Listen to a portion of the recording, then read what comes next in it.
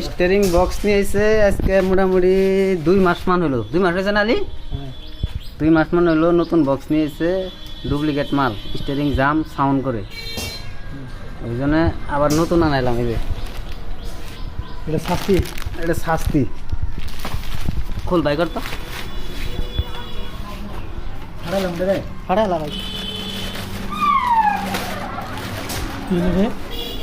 দাম কত আছে?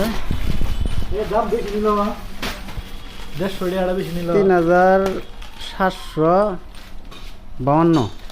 বেশি নিব, জালে আছে তাই নিব। এমজিবির মাল কোনটা নিচ্ছে?